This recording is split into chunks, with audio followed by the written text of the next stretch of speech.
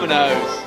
Well, here we are, fellas. It's pretty cold. Merry Christmas, one and all. I know, right? Hey? Yeah, I feel real You Christmas. mad bastards. Yeah. You mad bastards, you. So obviously we thought today, obviously it's pretty difficult to get somebody along on Christmas Day. So we thought we'd go down to the staff and get Rory on today. Rory, the backbone of the show. The original backbone. Yeah, actually. As he's known as. The original Marcus himself. Yes. So before we really get into the nitty gritty, I'm going to play you folks a voice message. Now, you wouldn't have heard this before, and I've kept it for the pod. All right? So keep yourself calm. But this is the first moments of Screaming Meals, let's say. First This tickle. is the embryo, if you will. Yes. Embryonic stage. Love hearing myself. So- Big night. I'm going right I back wonder in the where I was WhatsApp. actually. Okay, so, fellas, what's the date on this? Date stamp it. Yeah, I don't know how to do that on WhatsApp. We'll figure that out later. Do I play it into the mic? Yeah. Hi mate, I'm just sorting out one of these content forms now. I've got to put in a brief Wrong one. description. Wrong one. What was that for? This was for the documentary, clearly. All right, here we go. Evening mate, hope you're well. I've had a great idea, and you'll probably think I'm an idiot because I've had a couple of beers, but have you done any podcasts? And if you haven't, would you be up for it now that you're based in the UK? Starting something that's regular, talking to drivers. It has to be filmed. It has to be similar to a Rogan podcast, but obviously motorsports themed. I just have one Wow. question. Yeah. How steamed were you? No, me. I probably only had 2 beers. Yeah. I am a lightweight. Same here. Do you remember my But- response to that? You'll probably bang up for it or something. So this is the 27th of January.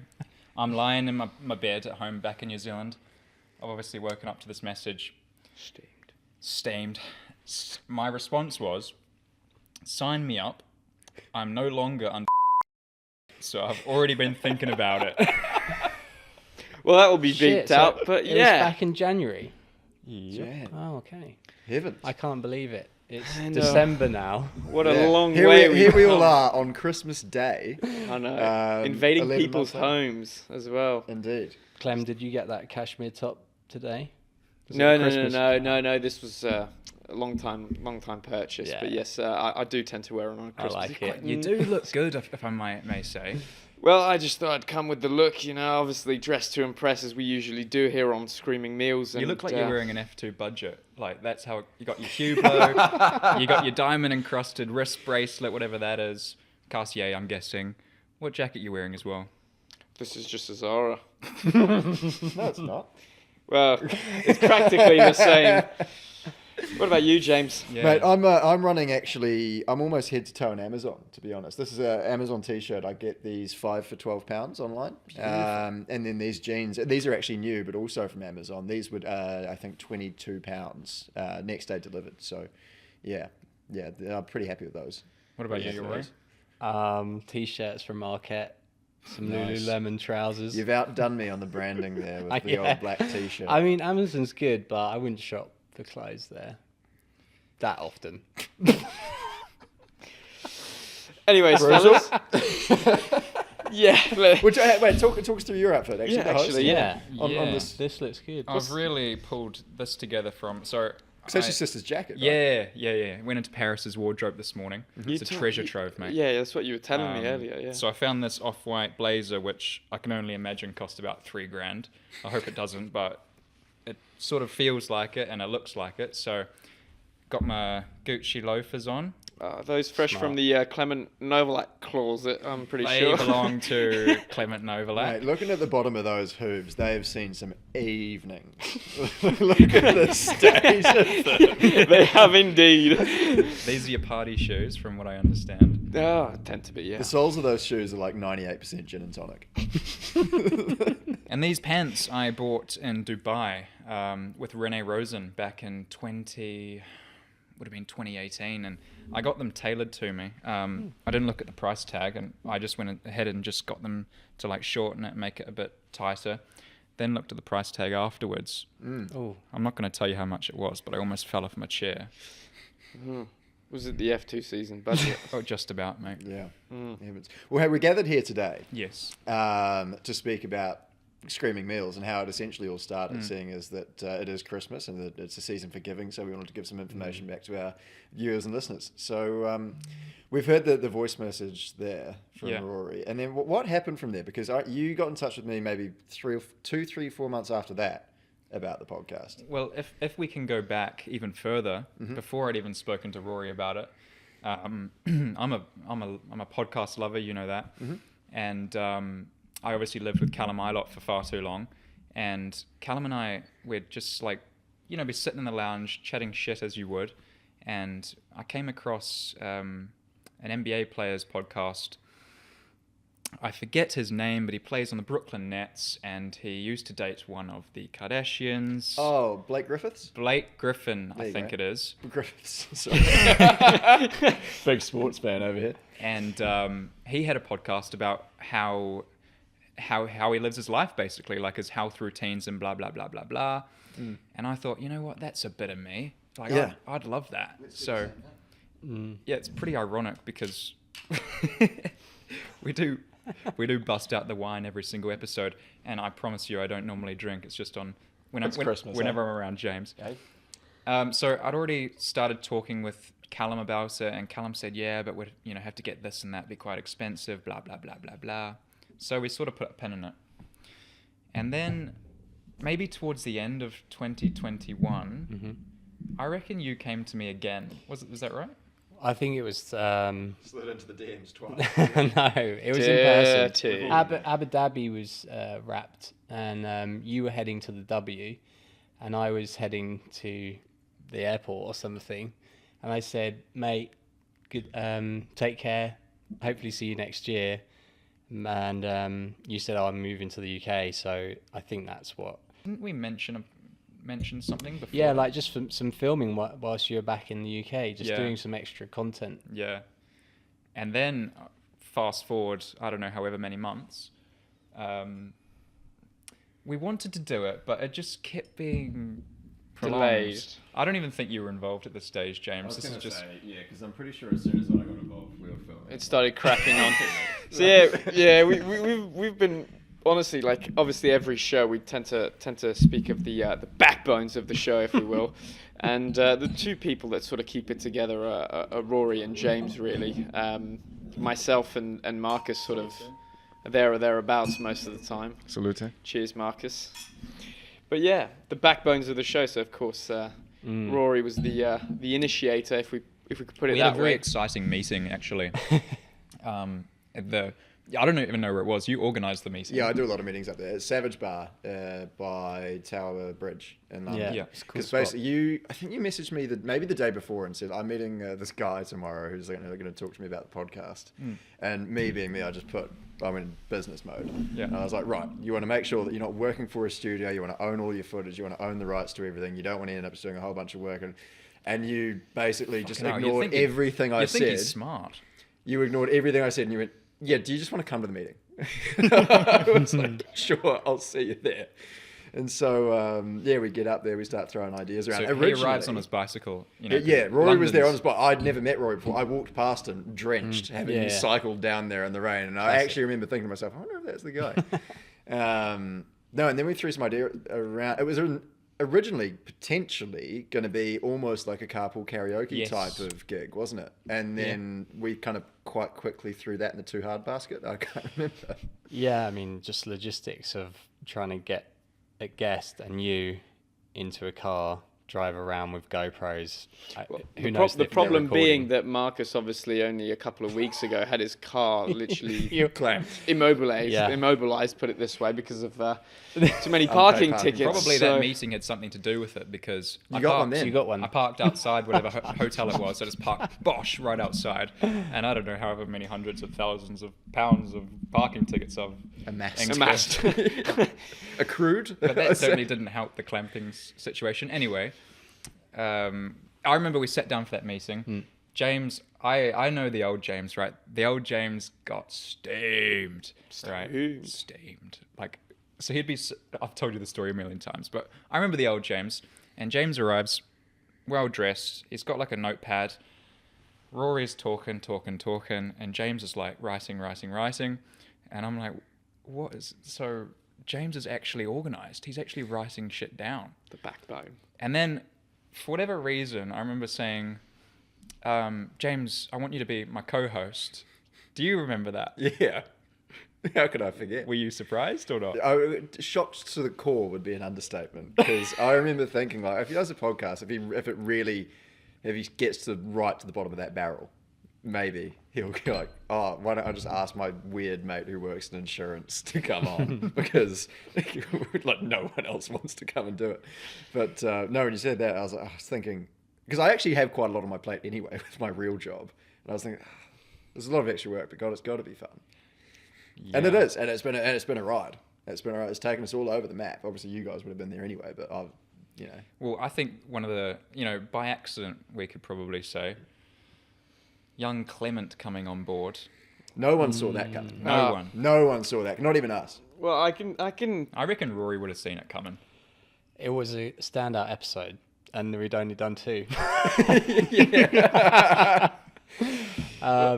Well, because we had Callum we did, on. yeah. Plus, we did that rehearsal with just you two. Yeah, we've done. We should slip in a little. Oh, we should, mate. The we still got yeah. that I footage? think so. Yeah. Yeah. So we did a practice run. James and I, we did a practice run that No hasn't been way. released. Yeah. Just him and I chatting more shit that you could possibly imagine for about half an hour, and there was maybe 2 minutes of usable content. I reckon there was an hour there. Of usable content or No, just like an hour. video? No, just an hour. Like no one needs to see that. But And Rory was probably thinking, what have I got myself into? So, Screaming Meals, Episode 1.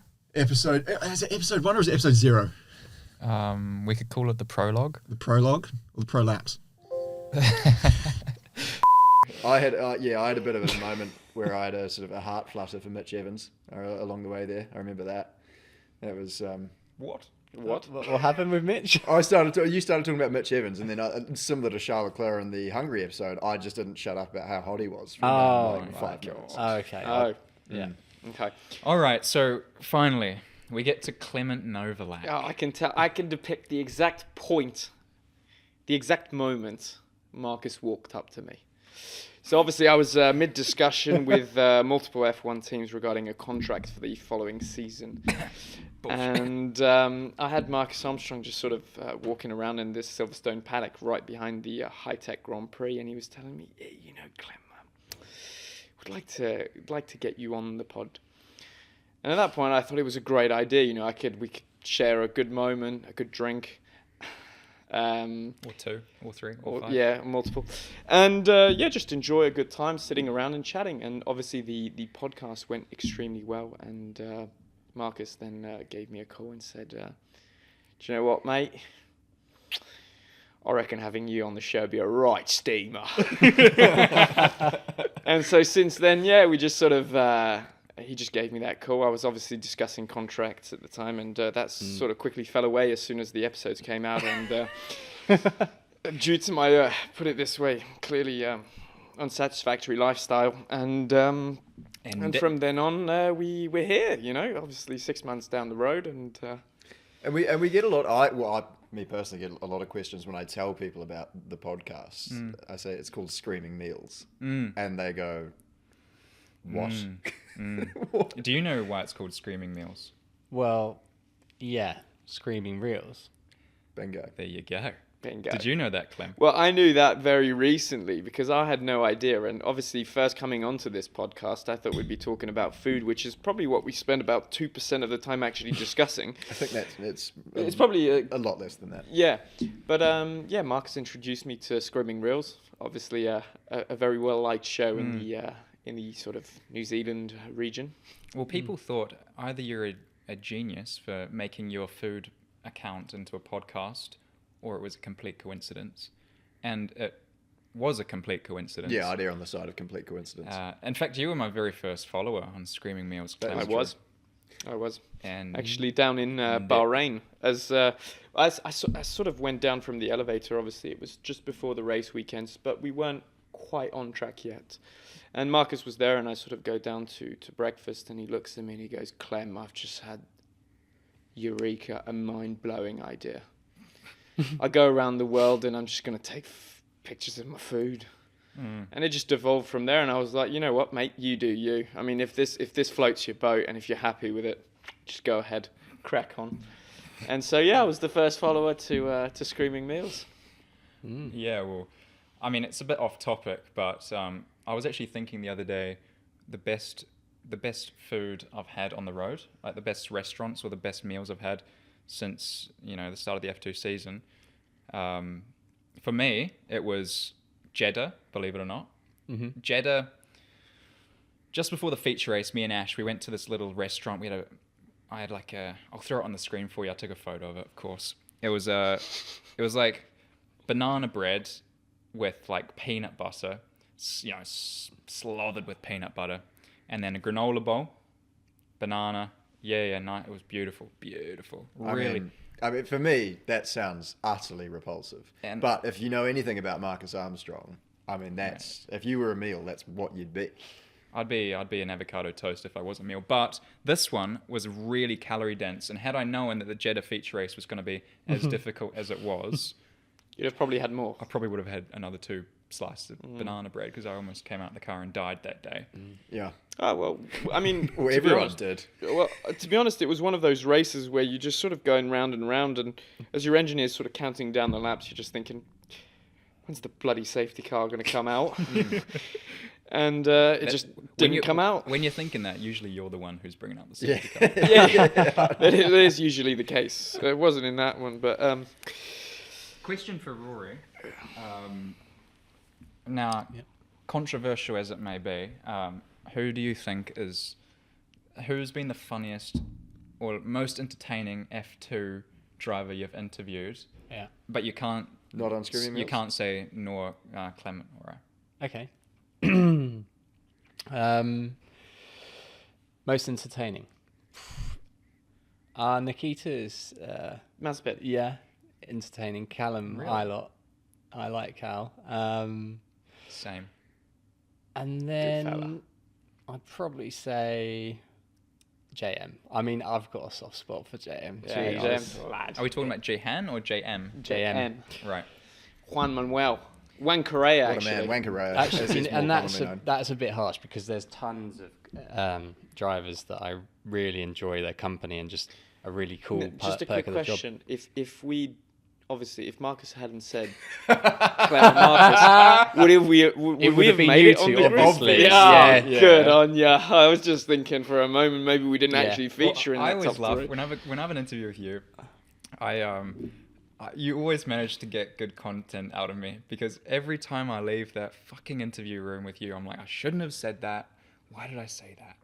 But I'm looking for different answers. I don't always want to know about the track conditions, obviously, and it's nice to... I know when I speak to either of you, then at least I've got one line I can put in the documentary. But, yeah. Usually me. At the same time, I still remain impartial. Yeah, the funniest thing is actually the one time where I remember where I was...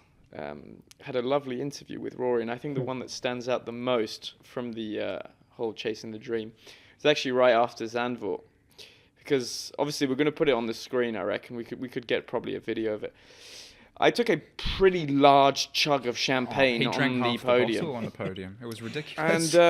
And Yuri was smart enough to actually wait about half an hour and find me in the in the paddock afterwards. And obviously I wasn't really walking straight. I was just hanging out and just giving drinks to anybody who was willing to really have a drink of my champagne. I didn't get one.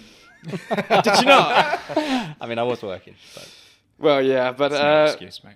put it this way, he does get the best content out, and as we said earlier, backbone of the show. backbone. Absolute backbone! It feels weird to be in front of the camera. I'm not particularly a big fan of it. But you're always But- good at asking questions. Like you Yeah. know how to, You could stir almost shit up. host the show, and we'd be your constant guests. Oh, I don't know about that. I think you guys are doing a good job. Because I remember the interview we had after I won that race in Saudi alongside Liam, Yeah. and you just Oh, knew yeah. how to strum that guitar. You were like, so. Is that a sex reference? I hope not. It is now. You were sort of pushing me to go into that like nationality rivalry, Yeah. but he was doing it really subtly, and he was Yeah. firing me up. I mean, that's something that I don't think Chasing the Dream does, like Drive to Survive. There's no sort of hyped up drama. I'm not trying to create tension or whatever. Yeah, but, because you there's know. enough hatred going around anyway. You don't need to falsify it. But yeah, I was interested. You know, I appreciate one of our last guests, which I thought was really good having Liam on. He was a and great you pod. two Yeah. got on so well. I Yeah. mean, having 3 Kiwis, four, Almost Three and a four. half. adopted 4. Well, I'm from. How many countries are you from, actually, if we can break that down? 'Cause last time we covered Swiss, English, French, and New Zealand. Brazil, you could probably You got- include in there yeah, as I'd throw that well. down. I Why? feel sort of an adopted nation, really, because I just. If there was one place I'd live in the world and I could live anywhere, it'd probably be Brazil. Would it not be the New Plymouth in New Zealand? Oh, well, no, after New Plymouth. For me, it's Whakatane, Right. for sure. Or Tai Happy. Tai Happy's good, but Yeah. it's no Whakatane for Yeah, me. yeah, but, true. What do you call that? Whakatane. Whakatane.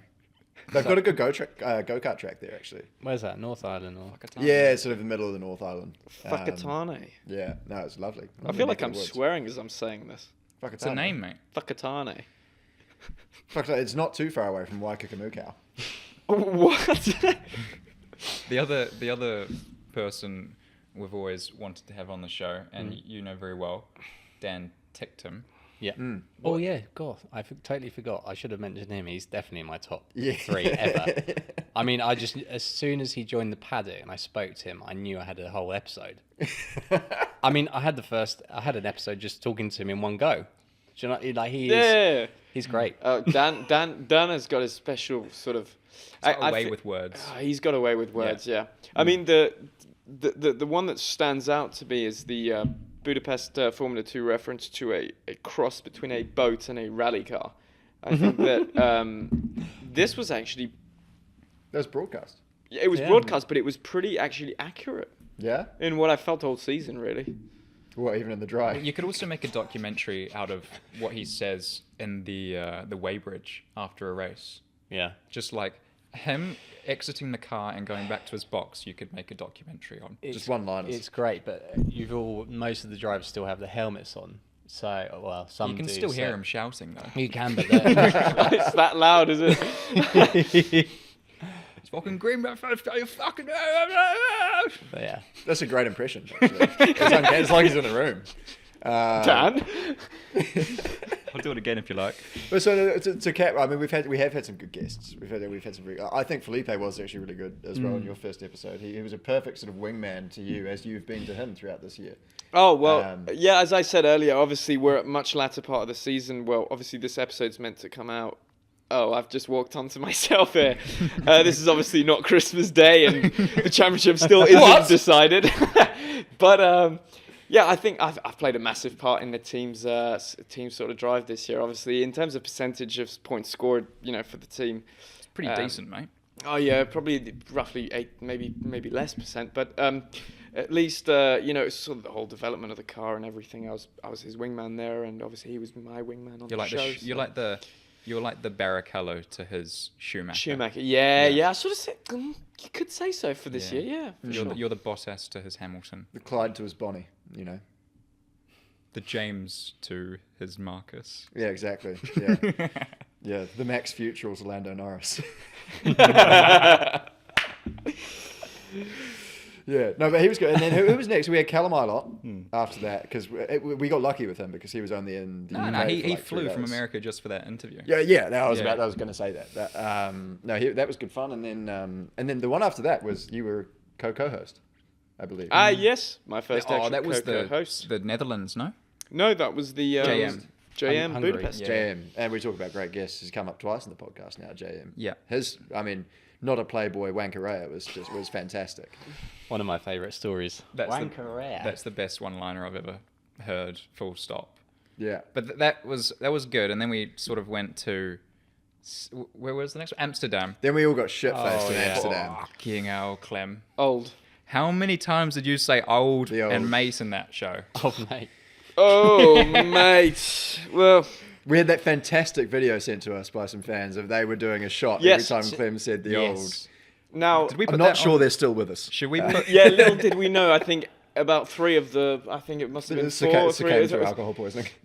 Some of them went to the ICU, and some of them are still not with us today. So, Crikey. obviously, Please drink responsibly. Jesus, that show. I remember I left there. I went straight to the airport, and I didn't. Did you catch your flight? I don't even know what we spoke about. Like I knew we'd completed it, and then we did. So we usually do our year now g'day with all of it, and we didn't for that episode because you both had to jump on a flight, and Clem and I, who were staying in Amsterdam the night, just decided to go. We'll just do an audio one. We'll just record it now, and it'll be fine. To this day, I've got no idea what was said on that. I wonder if I backed it up. I can't remember. You might be the only person who ever hears that. It was. Put it this way. It was steam. Mate, I thought I was in a London club. Your saxophone was going. I'll tell you, mate. You know me better than most people, and you know I love a wind instrument, and the saxophone really gets me going. Mate. you were steamed. Yeah, and then after that we went to a lovely teppanyaki restaurant. Oh yes, That was with a few great. people And then we went and we sort of in and out adventures around Amsterdam. saw the sights of Amsterdam, which we won't delve too far into that. But It's Christmas Day, everyone. We gotta let the families enjoy their Christmas get-togethers. Do we have any Christmas wishes, or let's finish off this Christmas special with our favorite moments of the year? How about that?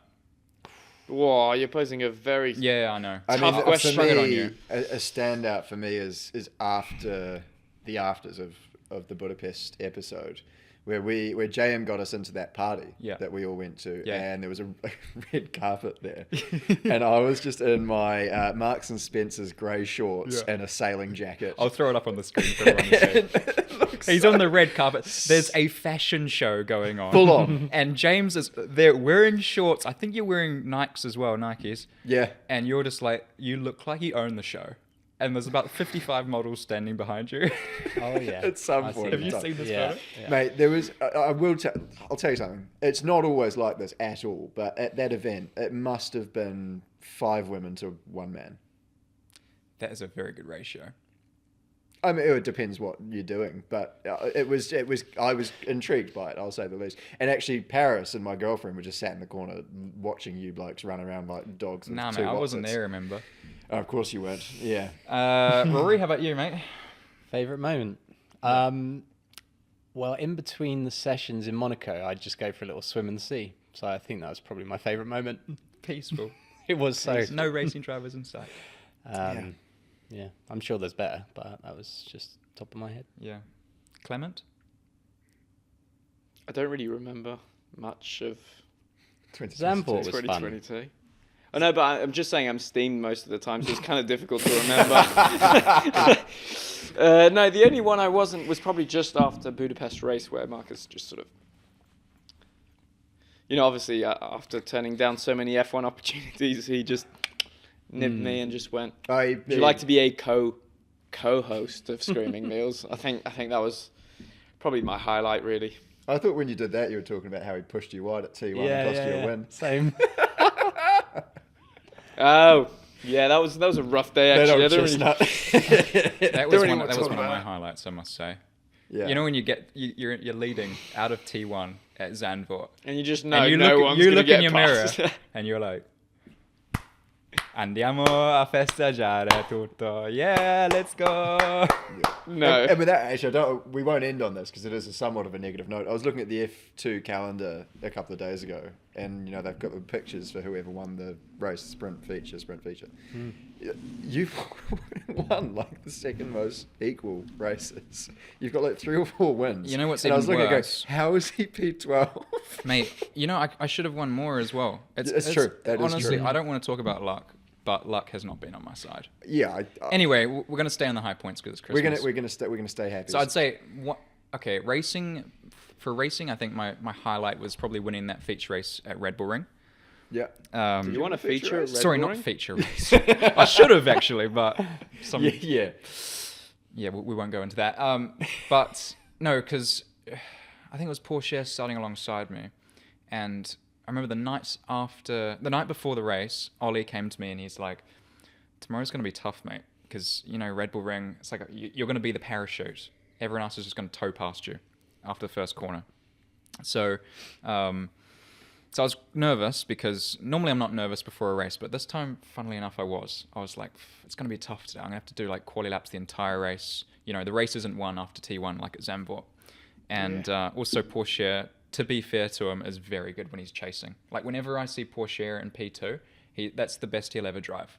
And so I was like, all right, today I'm going to have to be absolutely on it. So I had a good start and through T1, best T1 I've ever done. At Red Bull Ring, and had a nice gap down to T3 and just pushed the whole race. And it was like, when Pirelli error, I'm not going to do a shot, right? But it could go wrong at any moment. You could just hit the cliff and you could just... Much like life, you never know when it's all over. Life's You've like just a box gotta- of chocolates. You never gotta know keep what your you're head going to down. get. And so winning that race, I felt very, very relieved. So that was one of my highlights. I think winning alongside my mate Clement Novalak, that was pretty all right. Yeah. Watching him down, watching you drink about half a litre of champagne in half a minute was unbelievable. Well, this is where I think most sport is very smart in the sense of putting a bottle of champagne on the podium. Because obviously, being on the podium, you've had a good race, but sometimes it could have been a much better race and it didn't quite go your way in the sense that it didn't for me in Zandvoort. So the alcohol there is sort of a reliever of the emotions, if you may. A friend of yours. And it was in that moment. Yeah, you feel that warm embrace of the alcohol trickling down your anxiety. esophagus. Yeah, no, it is lovely. And then off track, my highlight would have to be probably the first 2 weeks of living in London. Yeah. Just I actually remember, carnage. It's funny because I remember Marcus saying probably about week in, and you just text me and you went, "Oh my God." And that's all he sent me. I knew what he meant. I mean, from a man spending 2 years in Maranello, 5, right? mate. I lived even in more. Maranello for 5 years. 5 years. So he's probably seen nobody apart from maybe the Ferrari sort of All the crew, French mechanics. put it at this Ferrari. way. I'm not taking anything away from, because I liked working Oh no, with Ferrari. not at all. But it's just seeing yeah. the same people But- over and over again. Mate, I moved here and this place just has an energy. Everyone is like Clement. Imagine a city full of Clements. As someone who lives on the other side of London, I can tell you that not everyone is like Clement. But I do understand what you're saying. Yeah, it was bloody unbelievable, mate. Those first 2 weeks, I don't even remember much of it. It was A whirlwind. Well, we went to the Super Bowl. Was that when you first moved here? Yes. It was really new. Yes. We had a big Super Bowl. old night out for the Super Bowl. I watched my beloved LA Rams obviously take the title, which was wonderful. Marcus, who claims to be an enormous American football fan and etc. So we will get down there. We're having a few drinks. We get, I think, halfway into the second quarter, and then you and your date just left. And I'd put this on the company. They're going to see this. I'd put this night on the company, and it cost like a lot of money. And And my boss looked at the bill the next day. He was like, "What the hell is this?" And I was like, "Oh, I'm with a Formula One test driver. I'm with Marcus Armstrong." And he was like, "And who's the third person you put down there?" It's like, just don't worry about that. Was it just you and I? It was you, myself, another driver, and you brought a date. Right. Which I thought was a bit strange for a boys' night out to watch the Yeah. NFL. But hey, Mate, first couple of weeks in London, just living life. We actually went to watch the NFL game earlier this week. Now, I thought I was going to see... This week? You mean, Yeah, what, this week. a couple of months ago? No, this week, just now. A couple of months ago. Yeah, a couple of months ago. Yeah, Yes, about a yeah. month ago, yeah. Exactly. And I was very surprised to see, obviously, the sport in real for the first time, and obviously I was kind of disappointed I didn't get to see Michael Jordan, but it was good fun. Yeah. Anyway, it's been great. It's been real. It's been real. It's been real. It's been screaming meals. Is It's what it been has. screaming. Screaming Meals real. Yeah. Real Screaming Meals. We finally got that username on TikTok. But anyways, it's been a banger of a year. Yeah. We're gonna obviously try and keep it going as much as we can. Yeah. Get as much content out there to the fans. Obviously, Rory's gonna be the main man behind the scenes. Yeah. He's gonna be doing the douche shooting, the douche, and you're gonna be giving the ooh yeah vibes, and I'm gonna be there like woohoo, and Marcus is just gonna be chatting shit as he does usually, and it's gonna be an absolute backbone of a show. Fucking backbone. Backbone, baby. Merry Christmas. Merry Christmas, everybody. Merry Christmas, everyone.